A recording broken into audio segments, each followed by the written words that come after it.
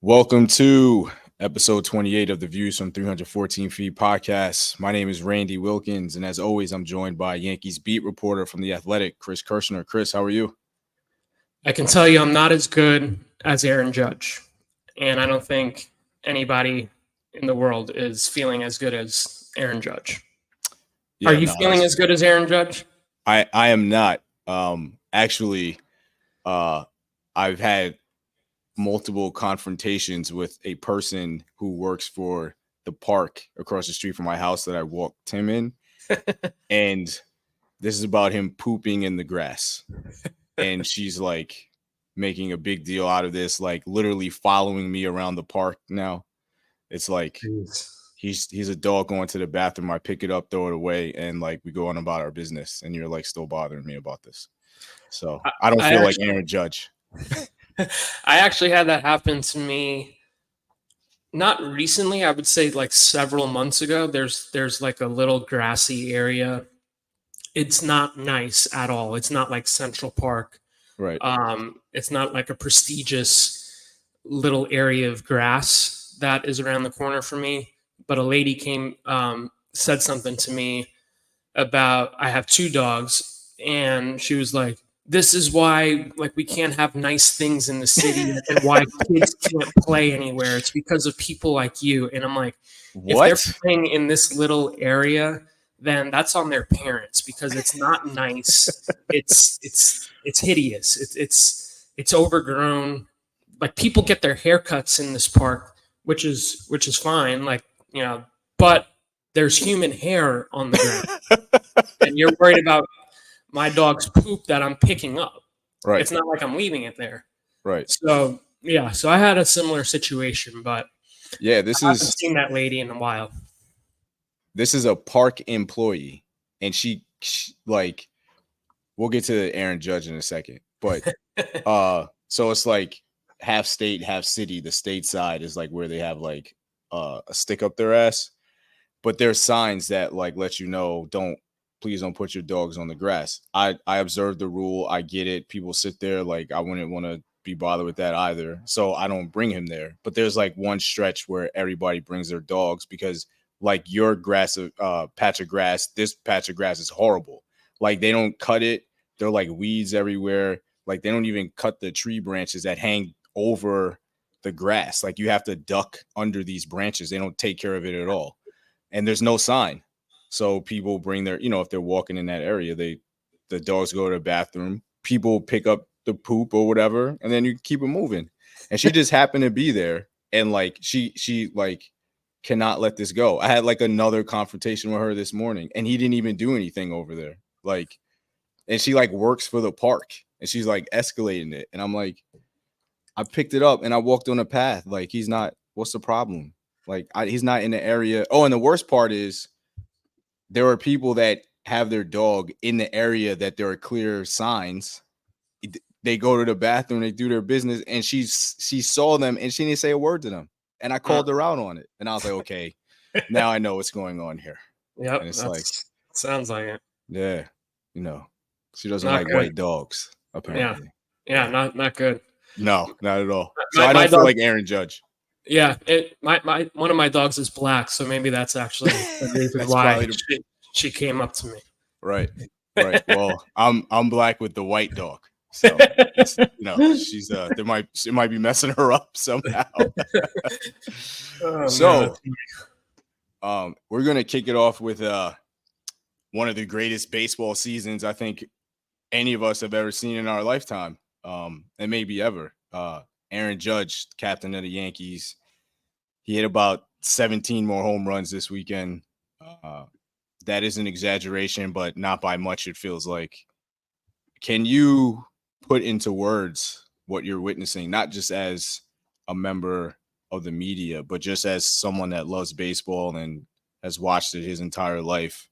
Like, is there any way to put this season into any words that feel appropriate for what we're watching right now? I mean, really the only word that I can think of is historic. I'm old enough to have watched Barry Bonds. I remember watching Bonds. I remember, watching that whole era with McGuire, chasing 70, Sosa, all those guys. But the difference between them and Judge is obviously those guys were using steroids, and presumably, I mean, I can't say for sure because you just never know, but I don't think Aaron Judge is on steroids. Testing is obviously very strict. A lot of these guys are doing drug tests almost every other day with how much MLB is trying to crack down on that. So I assume that Judge is not on anything. So with what he's doing, clean is absolutely unbelievable. But I think the main thing for me with Judge is pitching is just so much harder than it was in 98 to 2004. Pitchers these days are throwing 95 and up with ease, and if you're not throwing 95 with ease, you probably aren't a good pitcher. Like, there's guys who don't throw 95, obviously, but they're crafty in other ways, or they just have pristine command. But most pitchers nowadays are throwing hard. They're throwing crazy breaking pitches. They're throwing, off-speed pitches that fall off the plate completely. And, hitting is extremely difficult. I was looking before, the league average OPS for hitters is 714. Judge is over 1,200. So he's just playing a different sport than these other people. Like, he's making baseball look like slow pitch softball with what he's doing on a daily basis. So it's remarkable. He has a 226 WRC plus.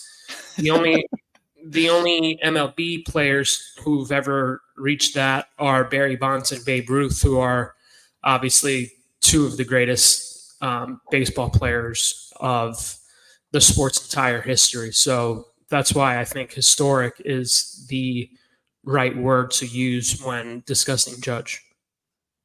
The other remarkable thing about Judge that I think is something that I've really appreciated, especially over the last couple years, is his strikeout rate is like at the lowest of his career. And obviously he started his big league career as 25. He's 32 now.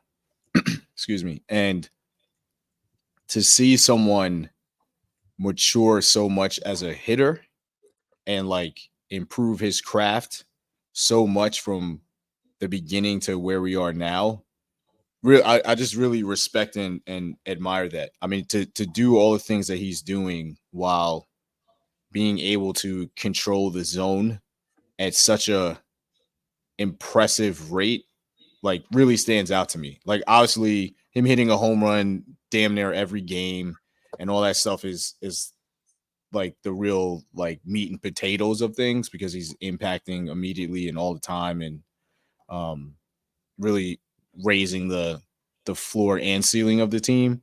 But to put himself in a position almost every at bat to hit a home run is a thing that also like really stands out to me. And we know when he was younger, he had the trouble with low and away, breaking stuff and certain like fastballs and certain like quadrants. And it's just like he's completely eliminated that. Like, it's not really a weakness anymore.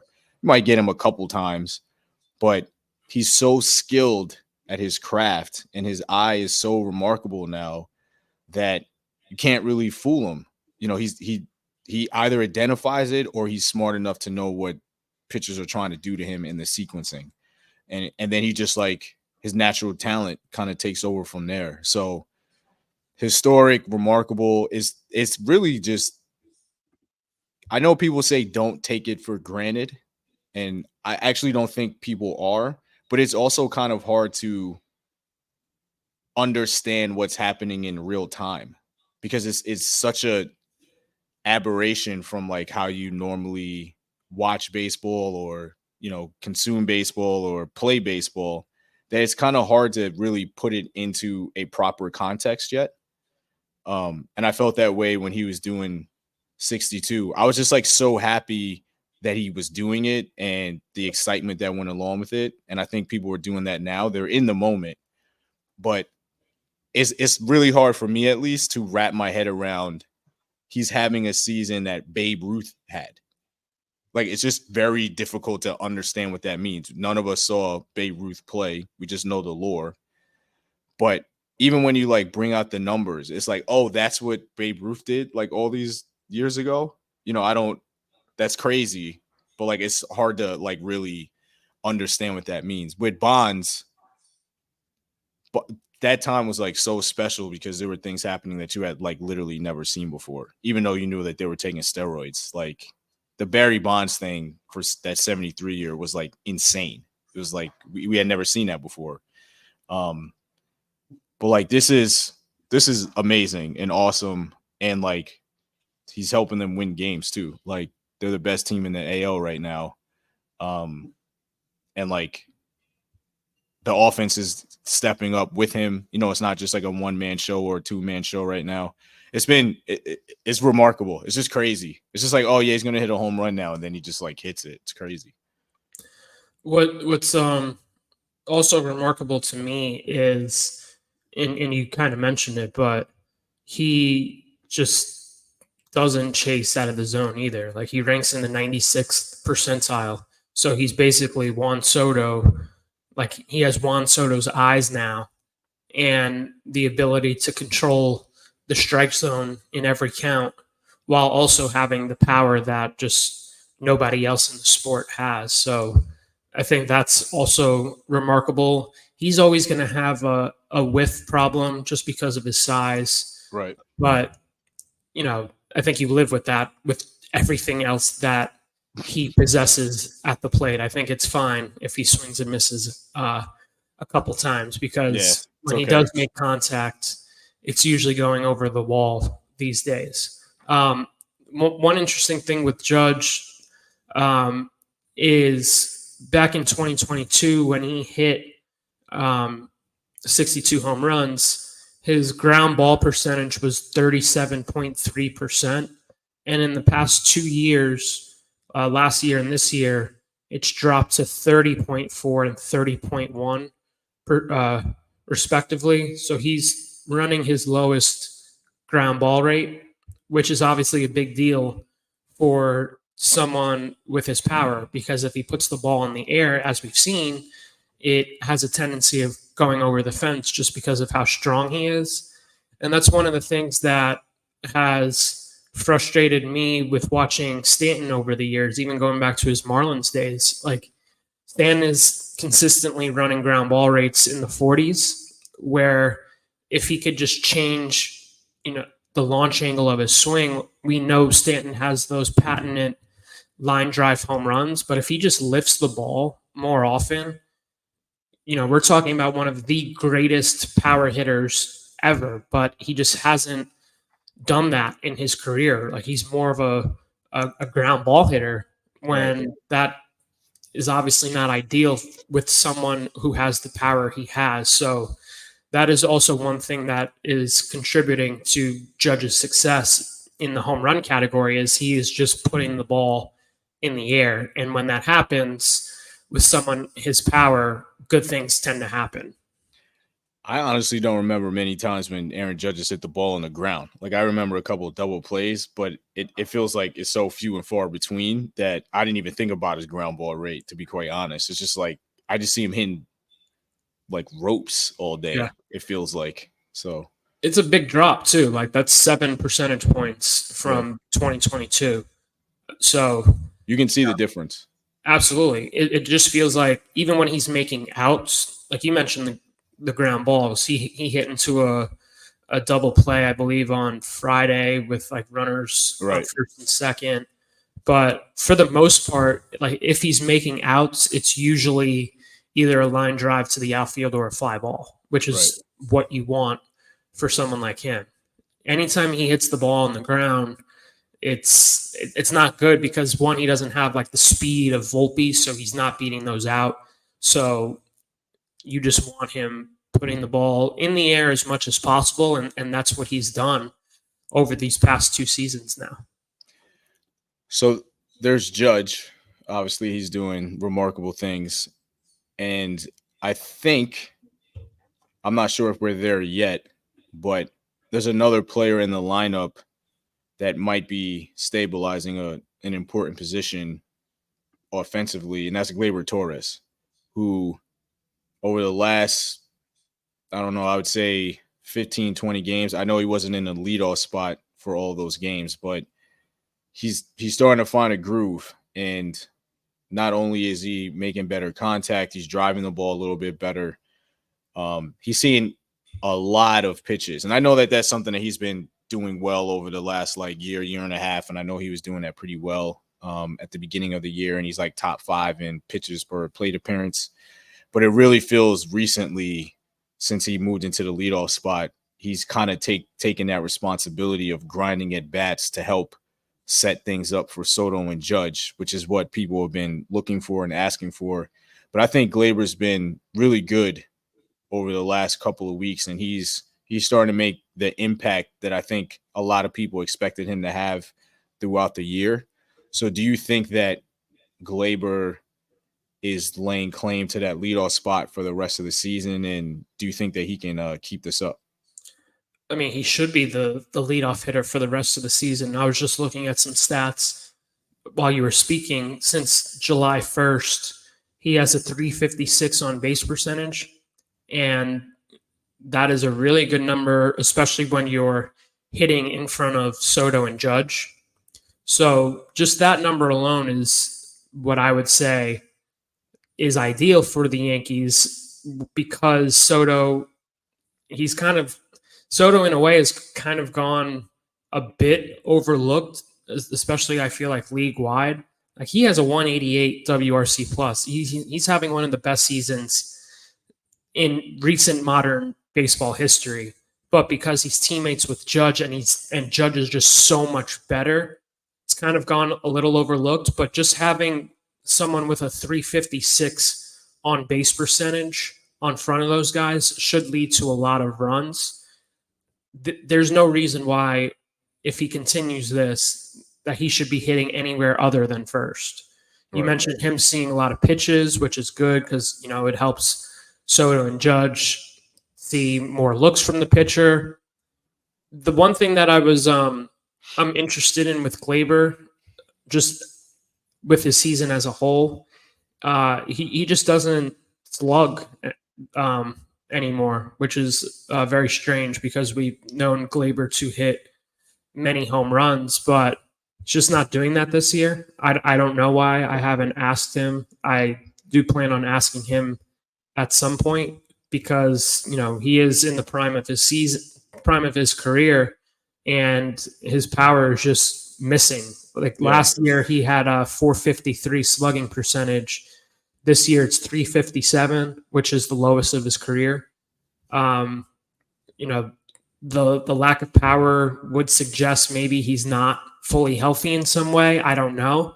But someone who's 27 years old shouldn't be losing basically 100 points of slugging. So I think that is interesting. But as long as he's getting on base, I think he's doing his job, especially if he continues hitting first, because you want someone on base.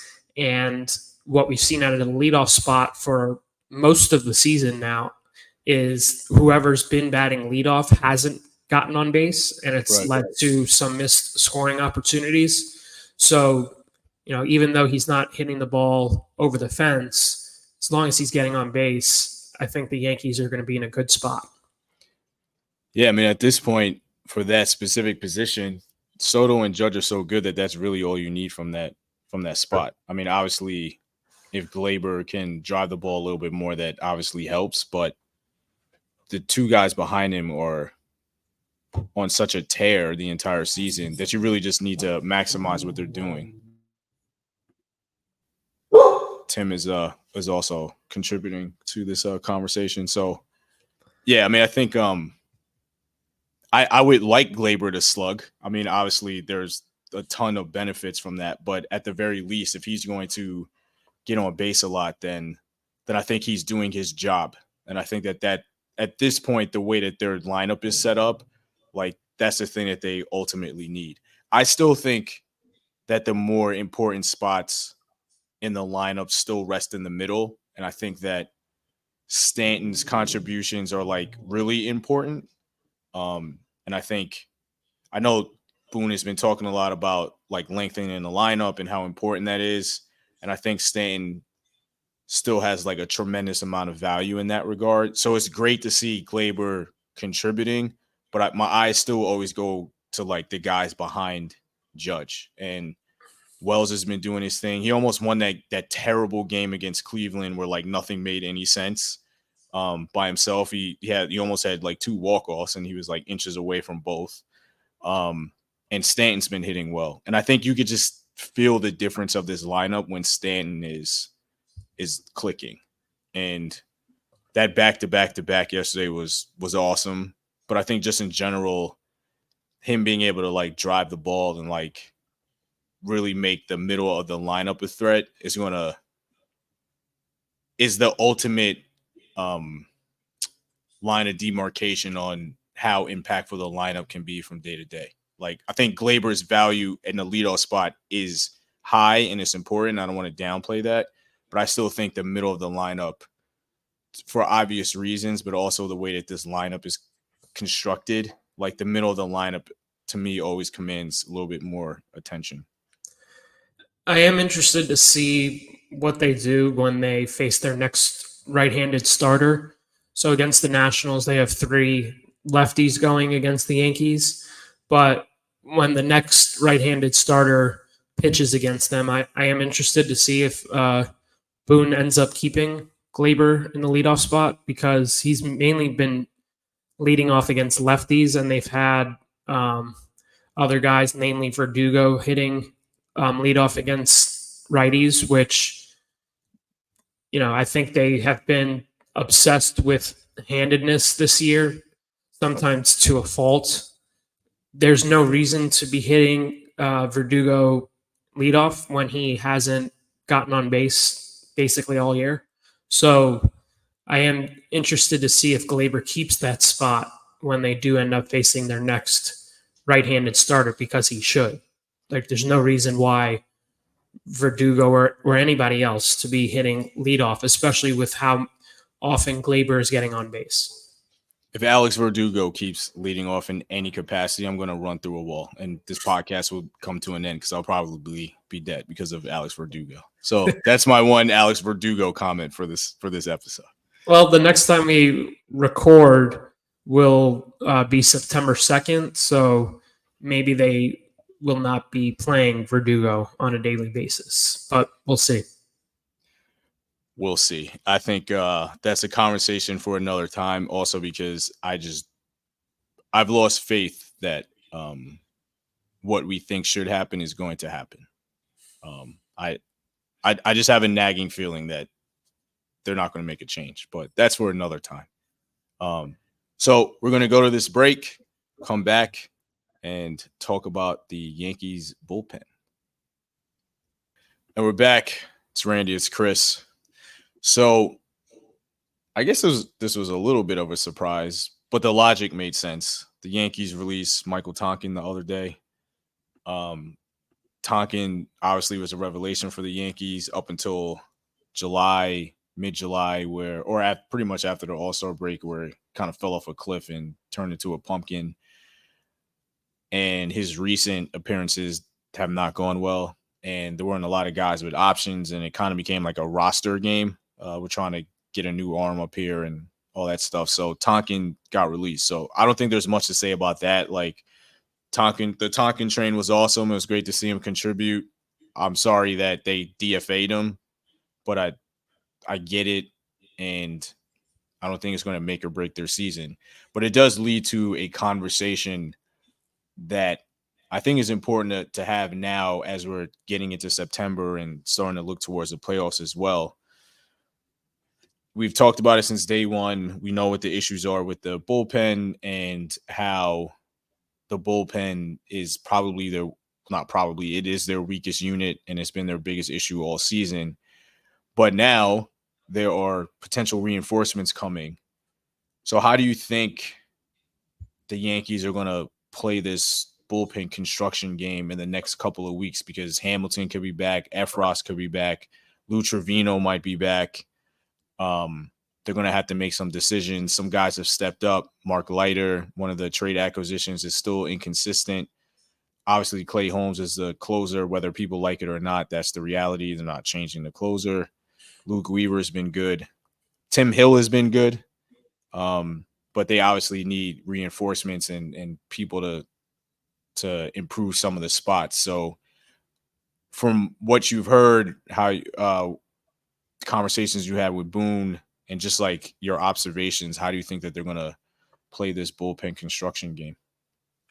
Well, there's currently 3 spots on the Yankees active roster that likely will be replaced at some point in the future. That's Phil Bickford, Tim Meza, and Will Warren.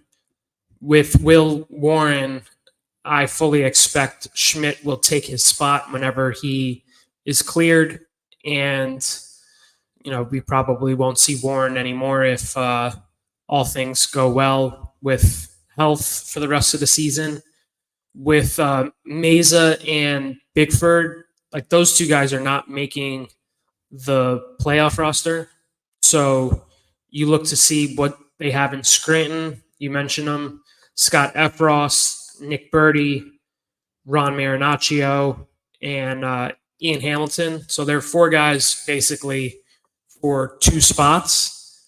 I think the Yankees are just going to play it whoever is the best by October 1st. Those are the 2 that are going to make it. Like if Nick Berti develops into the pitcher that we saw in spring training, maybe he's the guy. Because I remember back in February, I and everybody else who was watching the Yankees practice, we thought that Berti was a revelation. Like this guy had stuff that, 13 K per 9 was some of the stuff that we were witnessing. He was electric. And obviously when he performed in the big leagues this year, his command was very erratic and just couldn't throw strikes. If you're a bullpen arm and you can't throw strikes, then there's not really a future for you. That's why with Luis Heel, who we've discussed many times, everybody has discussed many times about him possibly moving to the bullpen. I just don't know how you can trust him out of the bullpen because you never know if he's going to throw strikes that day. And I get his stuff is amazing, some of the best stuff in baseball, but if you can't throw strikes in a 1 or 2 inning appearance, that could be devastating. That could change the complexion of the game. So I don't know what they do with Heel. I think this IL stint was certainly necessary. I did feel like he needed a breather with just how he's been performing lately. Maybe he gets it back, and when he comes back, I expect him to just miss the 15 days, and then they'll reassess at that point of whether he should go back to the rotation or the bullpen. But I just don't know how you trust him. And it'll be interesting to see if one of the starters ends up going to the bullpen, whether it's Clark Schmidt, if they feel like he's just not going to be fully built up and there's no point of trying to build him up. I do think he's, especially if they get the Clark from the first half of the season before he got injured, you want that guy starting a playoff game. I just don't know if that pitcher still exists at this point, just because you just never know what you're getting with someone who's missed the amount of time that he has missed already. So if they decide that he's a bullpen arm, the one thing with Clark is he tends to have really, really good command. His stuff is excellent. So his profile would definitely look incredible out of the bullpen. He's had bullpen experience. He was on the roster in 22 as a bullpen arm.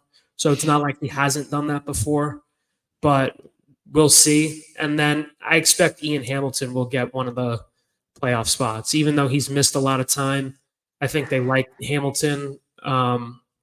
and I expect him to take either Bickford or Maze's spot. So at that point, it's really just one spot that's up for grabs between Efros, Trevino, Birdie, and possibly a starter being moved to the bullpen. The Yankees have told us how they feel about Scott Efros in particular. Right. He's been passed over several times now. So I don't think they think he is close to being ready. I get he's had success recently, but the fact that he wasn't called up over Phil Bickford tells you that they don't think he is close to being ready. And the same thing with Nick Birdie, who has been healthy as well.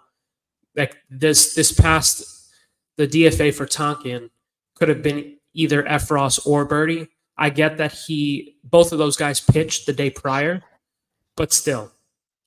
Right. I mean, it's not like you had to use them the next day. Right. They're telling you how they feel about Phil Bickford. I mean, about Efros and Birdie. So I don't think those two are close to being options. Maybe I'm wrong about that, but they have been consistently passed over multiple times over these past few weeks when they've been healthy and have had the ability to come up to New York.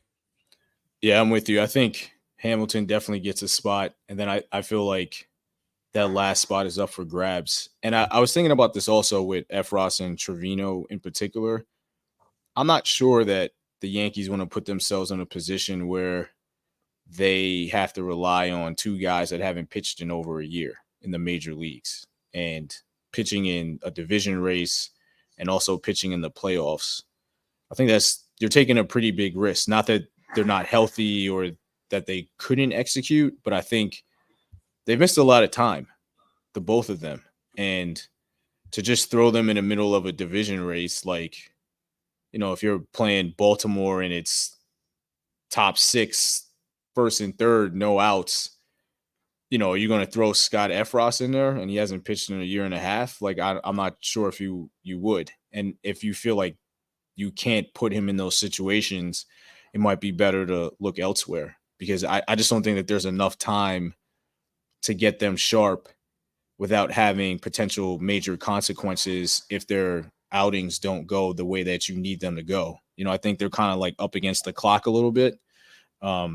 And like you said, Efros in particular has had multiple opportunities to get called up, and they just haven't done it. So I think as the calendar shrinks, it becomes a little bit more difficult. Not to say that he wouldn't get called up, but that the spot would be best utilized having him in one of those spots, given the context of where they're headed. So I think Hamilton definitely gets a spot when he's ready to go.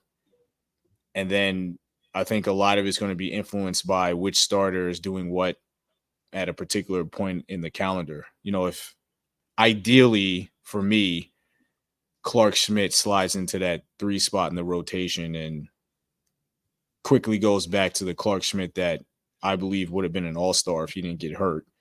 And I think that answers a lot of questions on both ends of the rotation and the bullpen. I think their best pitching staff involves Clark Schmidt being one of their top 3 starters. And then you can figure out what you want to do with Heel and Nestor, and Stroman's not going to make the postseason roster. I think we both agree on that. So, if Clark ends up in the bullpen, obviously that's fine. He's a good pitcher. Like, it'll help. But I think he's best useful being in that rotation and being able to keep a lineup down multiple times through the order and taking the bulk of the innings in the game.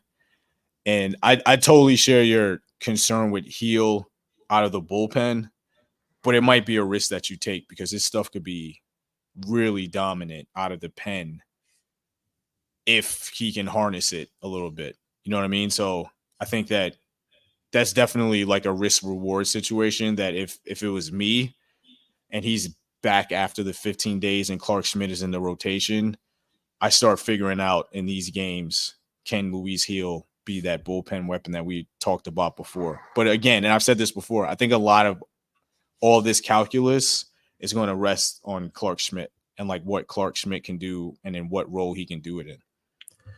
Clark would definitely solve a lot of the concerns the Yankees probably have with their pitching, both in the rotation and in the bullpen.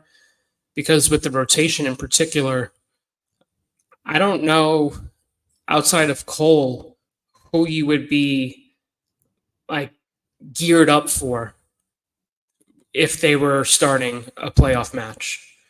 Like, I don't know what you're getting from Carlos on a day-to-day basis with his start days. Some days he looks great. Some days it's like, how is this guy making 162 million? Same goes for Nestor. There are days where he looks great, and there are many days where it's like you want this guy pitching, you want this guy starting in a playoff game. So the rotation could definitely. I think the potential, like the ceiling, is very high for this group, but I think the floor is very, very low. Could be on the ground. Yeah, so there are definitely concerns with the rotation. I don't know if I'm like if I want to go that far to say that I think the concerns with the rotation should be higher than the bullpen, but I think it's close, honestly, because you just don't know what you're getting with the five guys on a day-to-day basis. They certainly have the talent to be really good, but none of them have been consistent. Right. I don't know. Like, we have a month to go, basically, into the playoffs. You'd hope that there's some consistency at some point over this next month with the starting rotation, but it's been several months now where that just hasn't been the case. So let me ask you this, and I'm going to broaden it to the entire team and how they kind of fit in the larger landscape of the league. We keep having these moments and stretches where we say, okay, the Yankees should be taking advantage of X thing, whether it be the schedule, like where the roster is at, guys are hot, guys are not hot, whatever. And it feels like at multiple points in the last month, we said, okay, there's a chance for this team to take off and really stake their claim to the division and the league in general. And they've done well recently. When you look at their schedule, I think they could have done better. I think we can all agree when we look at their recent opponents, but they are taking care of business in the general sense. They didn't lose a series to the Rockies. They beat Cleveland. They won the White Sox series. They lost the Detroit series, but it is what it is. Being around the team, watching them, do you think that this team is getting closer to kind of going on that run to cement themselves as the favorite in the AL? Part of me is starting to feel that way. I'm not there yet because they have games like the one against Cleveland, which was we talk about Judge and what are the words for that? I don't know if I had words for that Cleveland game last Friday. That was ridiculous. But do you feel like they're trending in the right direction to kind of finish this season strong and lay claim as the team to beat in the AL?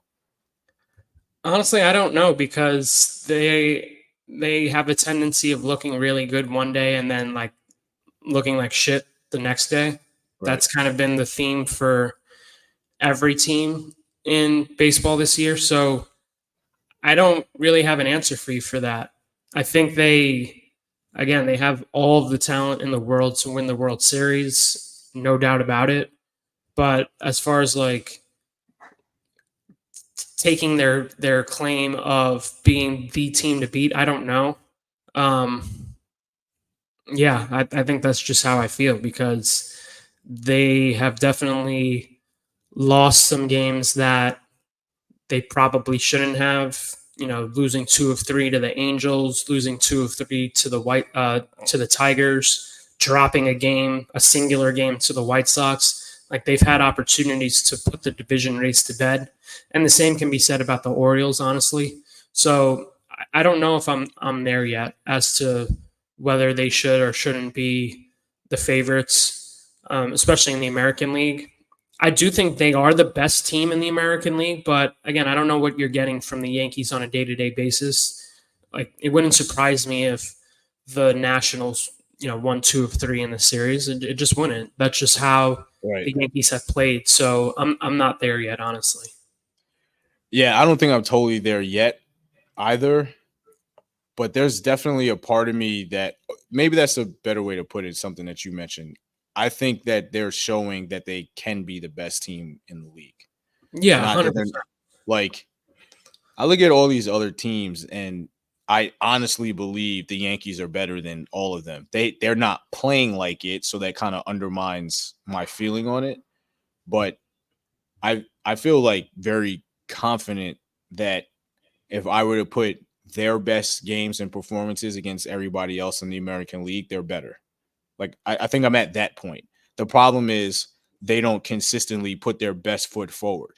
And I think that's the line where the both of us probably feel we can't say that definitively because the performances are so inconsistent and they're like confusing at times. Like I did not understand that game against Cleveland and the game against the Rockies on Old Timers Day where they just didn't show up, and they kind of just got their asses handed to them. And I know Will Warren had like a big part of that, but it just felt like they just weren't there that day. It's one of those days, but it seems like one of those days happens a lot.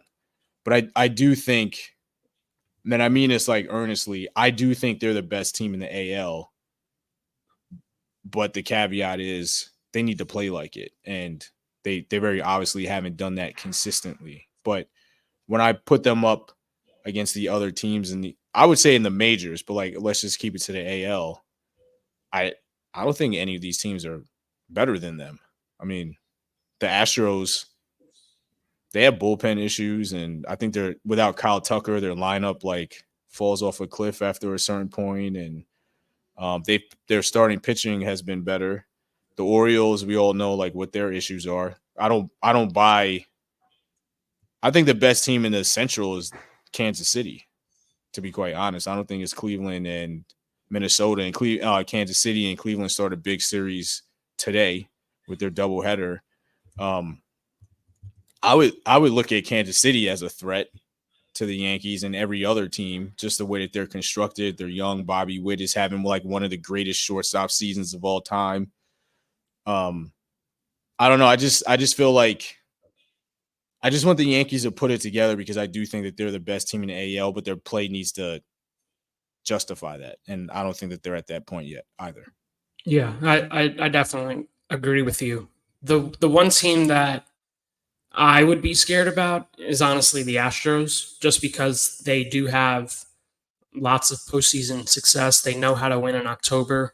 And if they continue playing at the level they have going into next month and heading into October, that is a team that is frightening, especially if Kyle Tucker comes back. He's been out for a while. Forget what injury he has, but his shin. Yeah. So the best records in baseball since July 1st. Diamondbacks, who've been playing at an unreal level, they're 34-13 since July 1. Padres 28-16, and then the Astros at 28-19. You will never guess who teams 4 and 5 are. I'll let you guess. You have 2 guesses.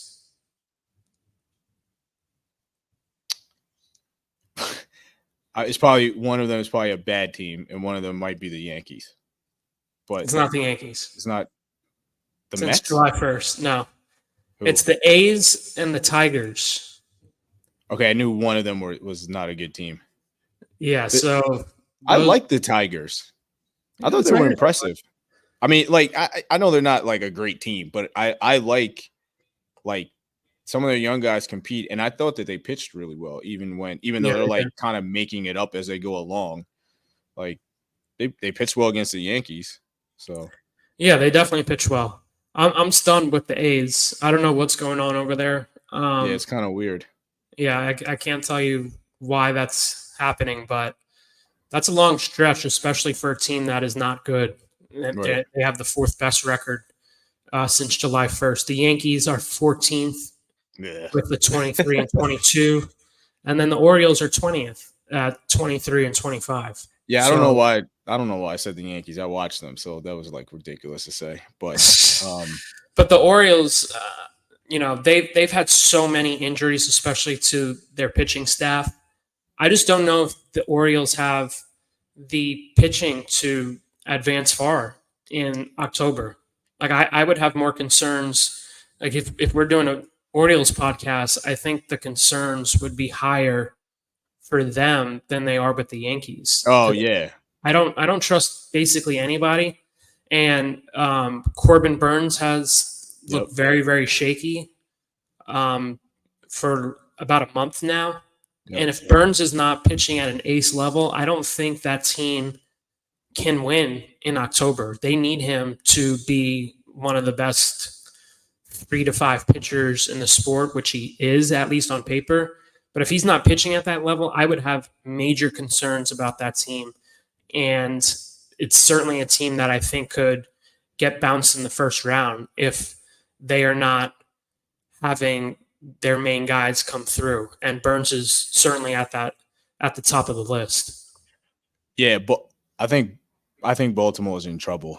And a lot of their games now they're kind of like playing hero ball, if that makes sense. Like the baseball version of hero ball, like somebody has some big at bat and like they come through and that's like the only way they're winning now. And like Kimbrel comes into a game and like he's giving up a home run. Everybody looks like Aaron Judge against Kimbrel now. And I think that the Jordan Westberg injury hurts them a lot. I know that they had to trade Austin Hayes to get some like bullpen help, but I think they kind of miss him a little bit. They've kind of been like rotating guys in the outfield. And yeah, I mean, they sent Rogers down.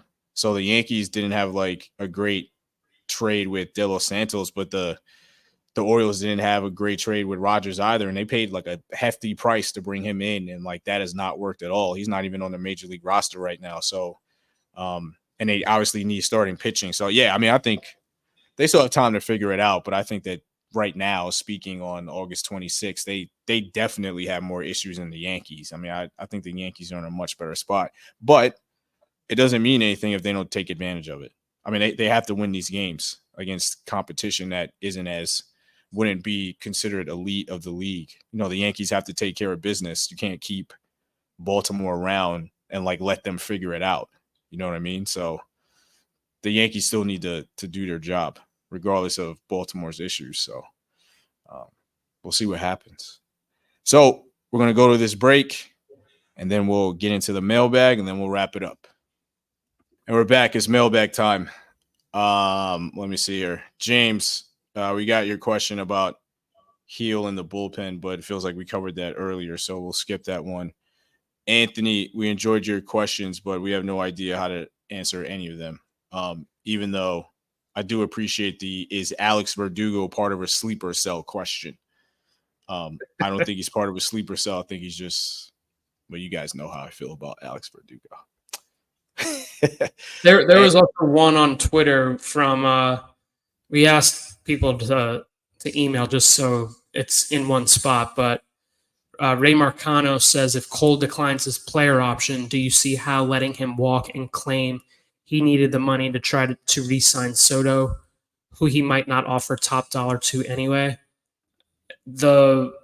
I'll answer quickly, but with Cole, I would expect him to opt out of his contract because he can get an additional $36 million from the Yankees if he decides to do that. So fully expect him to do that.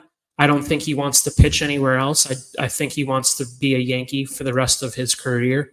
So even though he likely will opt out at the end of the season, I think the Yankees also want him to be a Yankee for the rest of his career. So I think that's just going to be taken care of in 2 seconds. I don't think his option has anything to do with Soto. For one reason, this $36 million that Cole will be getting is at the end of his contract. So we're talking, I think, like 5 years from now, 5 or 6 years from now. So I don't think that would affect their pursuit of Soto in any way. I will also add to that and we've said this multiple times, the Yankees don't have a choice but to bring Soto back. I mean, they're chanting re-sign Soto chants during the game, and Judge's acknowledging it and Soto's acknowledging it. The Yankees don't have a choice. Soto has to come back. And I know he's going to play the game, which he should. He's earned the right to just like drive that price up, and he's absolutely going to do that. But like, you couldn't convince me that Juan Soto would want to leave New York if everything was equal. I have a hard time believing that the Yankees want him to leave, and at this point I have a hard time believing Juan Soto would want to leave the Yankees if the offers are like comparable. I can't see that happening at this point. I definitely agree with you. I would be stunned, honestly, if he left the Yankees, just because it has reached the level where Al kind of has to take control of this free agency pursuit like he did with Judge.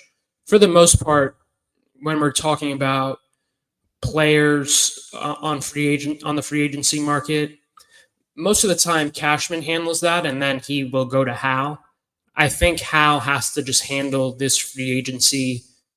Like if there was a split of, okay, Cashman usually handles it, and Hal only gets involved at the end when he says, okay, Isaiah Kiner-Falefa wants $10 million over 4 years, whatever. I'm just giving you an example.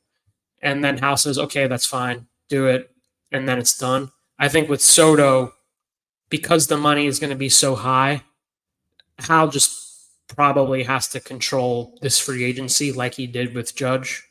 Right. Judge came to Hal at the end, said, look, I really want the 9th year. Now the Padres are offering X. The Giants are offering X. If you just get me the 9th year, I will re-sign as a Yankee. And Hal said, okay, fine, cool, done. And that was it. But Hal was really involved throughout Judge's free agency process. Hal doesn't have the relationship, obviously, like he did with Judge, because Soto's only been here for 1 year. But it has reached that point where Hal will have to control the pursuit of Soto. And at this point, Judge is underpaid, which is it's ridiculous. Like, he's underpaid. So yeah, 100%. Yeah, and I would be shocked if Juan Soto's not a Yankee for the rest of his career. I mean, I'm at that point. I felt that way pretty much the whole year, but like the way that all this is played out, I mean, he's made Judge better. You know what I mean? So like you're getting not only that, but Soto is having a career year himself, because he also benefits from hitting in front of Judge, because pitchers have to attack Soto, I mean, which is crazy in its own right, but they have to throw to him just because they have Judge hitting behind him. So he also benefits from this. And just from talking with Soto since February, like, he does care about, his legacy in the game. He embraces the fact that he's called the modern Ted Williams. Like, he enjoys that stuff. So if he is concerned about legacy at all, he has the opportunity with his age to go down as one of the greatest Yankees ever, which is a big deal. This is the a sports franchise that's probably, I would say, I think it's probably the most popular and well-known sports franchise in the country. If you want to say the Lakers, or if you want to say the Cowboys, sure. But just the lengthy history of the Yankees, I'd probably have the Yankees over those two teams in particular. But if he cares about legacy and stuff like that, he has the opportunity to go down as one of the greatest Yankees in history. So he can't get that anywhere else, obviously. Yeah, it's a match made in heaven, and they should just continue it, and he should just be insanely rich and try to win championships here. Well, he would be insanely rich if he signed with the Pirates. I know. I'm saying, like, be insanely rich and win championships here. You know what I mean? Like, do both. Like, don't be insanely rich and waste your time in Pittsburgh. And Pittsburgh's a great city. I love Pittsburgh, but like, we don't need that. We're good. And I think, I know because Soto has told me face to face, but he does care about the opportunity of trying to win a championship. And at least with the Yankees, even though it's obviously been since 2009 since they've won a championship, but going into a season that the Yankees are one of the teams who could win. Not to say they will win, obviously, but they are one of the teams that can win every single year, which is very important to Soto when he ends up picking his forever home. Agreed. All right. Eddie G. Graham Jr. Hello, guys. Love the podcast and the energy you both bring to it. Thank you very much. My question is, with September coming around the corner and players coming back from injuries and such, what would your lineup look like in a perfect world tuning up for the playoffs? You want to go first? Yeah, I mean, I think my lineup is what it is right now, and you replace Dominguez if he's called up with, replace Verdugo with Dominguez and replace whoever's playing first base with Rizzo. That's pretty much my lineup. And I think whatever order you want to put them in is fine, but I think Gleyber needs to lead off, and I think Jason needs to be in the lineup. And the way first base is played out, Anthony Rizzo is going to be in the lineup. So I wouldn't put him in the middle of the lineup, but they will if he's playing. And everything else kind of like falls in the line. Like I would go Gleyber, Soto, Judge, Wells, Stanton, Chisholm, Rizzo, Volpe. I'm missing somebody. Catcher. Oh, no, you have the catcher. No, I have catcher. I'm missing somebody. Jason. Yes. Jason would be last. So that would be my lineup. Yeah, I totally agree with you. The only thing that I would switch based on if they're facing a lefty or a righty, flipping Wells and Stanton. Yeah. I don't know if they're going to continue doing this platoon thing with Wells and Trevino. I think at some point you have to let Wells hit left-handed pitching. I'm sorry, but agreed. Like you have to see what he can do. But I don't think they're going to do that this year, though. Yeah, it doesn't seem like that. So if I was managing the team, that's what I would do. But it doesn't seem like that's happening. So yeah, Gleyber, Soto, Judge, Wells, Stanton. Again, depending on if it's righty or lefty on the mound, Chisholm, Rizzo, Volpe, Dominguez. Yeah, we have the same lineup. I don't think Verdugo should be in the lineup come October. Absolutely not. No. I've said it before, but Dominguez has more potential to do something great, whereas I don't see that with Verdugo. It does seem that the Yankees I think they have like a higher view of Verdugo than what is actually reality, because Boone keeps on saying like this guy's a really good hitter, like we know it's in there with him. The what I would counter with is Verdugo has been a league average hitter basically his entire career. Like that's what the numbers say. So I don't see what the Yankees see when it comes to Verdugo's potential offensively, just because I'm looking at the stats. The stats say he has been a league average hitter for his career. I don't see he's a really good hitter in their line at all. So I think with Dominguez, he certainly may struggle, but I think the potential is there to be a very impactful player. And you know what you're getting with Verdugo. It's not good. I would rather take my opportunity with one spot in the lineup with someone who has the potential to hit home runs, has speed, is basically the same level of a defender as Verdugo, who has actually graded out negatively. Yes, he has. A lot of people don't realize that, but he has not been good defensively either. I don't know if the Yankees know that either, because they keep saying that he's been good defensively, but the numbers say he has not been good defensively. So he has a strong arm. I will give him that. Yeah, he does. Like he has a hose, but he has not graded out well defensively. And I do not know if the Yankees know that. Yeah, I don't. My thing is very simple with him, and like I'm gonna put all the criticisms I have to the side. Everybody knows how I feel about him, but like for me, in a baseball performance wise, if you can't hit a fastball consistently, you can't be in the lineup in the playoffs. He's just going to see gas, and that's why. I mean, he hasn't. I know the metrics are better than what he's done, but like Ben Rice can't hit in the playoffs either. If you can't hit a fastball, if you can't control a fastball, then I think you can't get playoff at bats because that's what you're going to see. And you're going to see it from like the better pitchers of the league, and you're going to see it consistently, and it's only going to get better, presumably, as you go through these rounds. So like Alex Verdugo, for whatever reason, especially this season, cannot hit a fastball with any kind of consistency. He certainly can't barrel it up.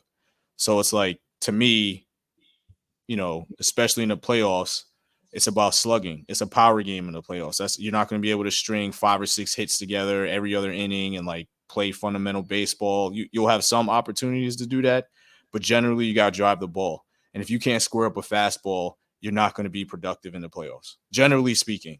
And for me, it just comes down to that with Verdugo. There's all the other stuff, but he can't hit a fastball. That home run that he hit was on a hanging breaking ball that he hit against Colorado. It wasn't even on a fastball. He just can't hit it with any kind of like authority or consistency. And to me, you just can't do that in the playoffs. It's like very simple to me.